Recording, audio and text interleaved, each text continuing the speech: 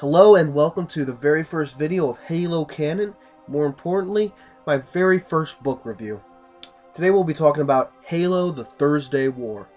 So let me break down exactly how this is going to go. I'm going to give you a brief summary, then I'm going to go over the good, stuff I liked, the bad, stuff I didn't like, and the ugly, the canonically incorrect. Finally, I'll give a rating and if I think you should pick it up. So let's get started. So, the Thursday War picks up exactly where Glasslands left off. The Geralhana have attacked the Son Healey. Telcom decides to start his civil war. Naomi's father is found to be alive on Venezia. Halsey is being held on the Infinity. Kilo 5 has to rescue Phillips from Son Helos. Jewel is on Trevelyan. While he's on there, he learns a lot about the Forerunners, and more importantly, the Didact, before escaping. His wife Raya, who through the whole book is trying to find Jewel, gets killed along with Jewel's friend Force by the Arbiter's forces. Jewel is able to escape to a Son Healey colony world that's had no contact with the Covenant or Son Helos for almost a year. Because of this, they have no idea that the Son Shayum are traitors, that their old religion has been debunked. Jewel is able to take advantage of this and start a new faction called the Storm Covenant, one of the antagonists from Halo 4. While he was on the Shield world, he found out that the Didact had waged a war against humanity more than 110,000 years ago. And of course, this colony also knows of the Didact as some sort of savior that would help them in a time of need. Jewel vows to find Requiem and unleash the Didact against humanity. This idea is only reinforced when he finds out Raya and Force have been killed by the Arbiter. So, the good. What did I like about this?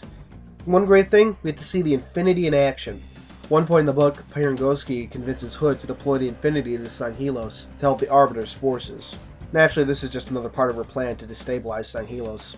We also get a proper introduction to both Captain Andrew Del Rio and Commander Lasky, character both important in Halo 4 and the new series, Halo 4 Forward Unto Dawn.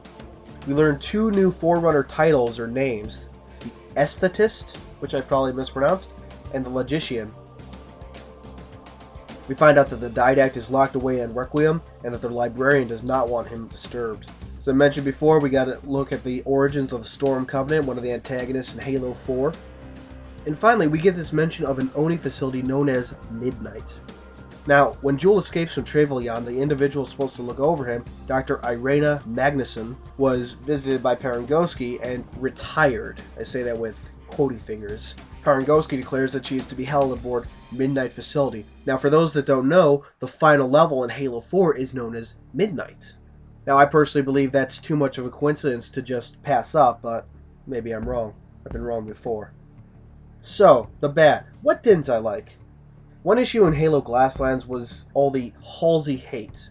Personally, I found it to be a nice contrast to the sympathetic Halsey that we're introduced to through most of Eric Nyland's books. Not that it's a bad characterization of her, but, you know, like I said, I like a little contrast. However, it does get a little sickening in the Thursday War. I didn't want to believe that Karen Travis had it out for Halsey, but it really seems like she does. I personally find this strange because if anyone's ever read the Gears of War books, she never does this with Adam Phoenix. If you want to know more about him, go look it up. He's done some pretty terrible things himself. Another issue was the issue of the Engineer Explosive Harnesses as seen in Halo 3 ODST and Halo Reach. I'll come back to that in a moment when we go over the canonically incorrect. We're also told in the book that Mark 7 armor apparently resembles Mark 5. I didn't necessarily completely hate this, but it was kind of weird. I don't know why she decided to put this in. Maybe it was a last-minute addition to justify the cover of the book, or maybe that's going to be an important plot point further down in the final Kilo 5 book. I don't know. We'll find out. Finally, the Son Healey Civil War. I didn't so much hate this. I mean, it's a nice plot twist. I'm liking what's going on. I like the idea of it. However, it's really not explored very well in the book. So finally, we come to the canonically incorrect, the ugly.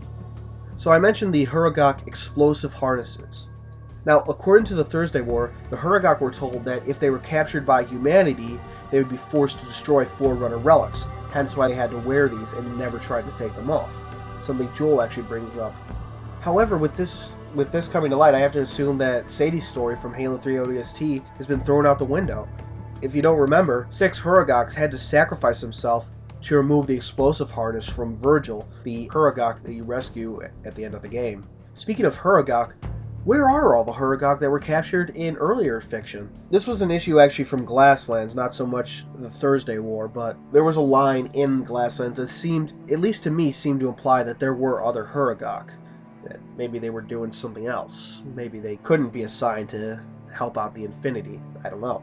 However, in the Thursday War, it stated that the only Hurugok that humanity has ever captured was the one captured in Glasslands, and the few that they found on the Shield world. So what happened to all the engineers that were captured in First Strike? Or what happened to Virgil from Halo 3 ODST?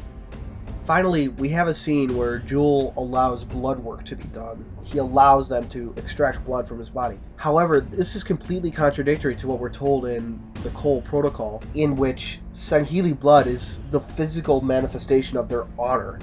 To lose blood in anything short of a battle is one of the most dishonorable things they can encounter, which also leads to doctors being frowned upon in Son Healey society because they have to cut open warriors, spill their honor. Now granted, Joel has to go through a lot of humiliation throughout the book, all for the sake of escaping. So, you could always argue he's just an intelligent elite. But still, I found it odd. So, overall, how was the Thursday War? I give it a 7.5 out of 10. It was pretty good, it was a nice, decent read, but it's not the best book I've ever read. What really makes me sad is that I love Karen Traviss as an author. I loved the Gears of War books. I know people that loved her Star Wars books. Sadly, the Thursday War just kind of falls short of what I've come to expect from her, at least on a personal level. Nonetheless, I think it's a nice addition to the fiction. I can't wait to see what's going to happen in the final Halo 5 book, and we get some nice setup for Halo 4. Well, this has been Halo Canon. Thank you for watching. I'll see you next time.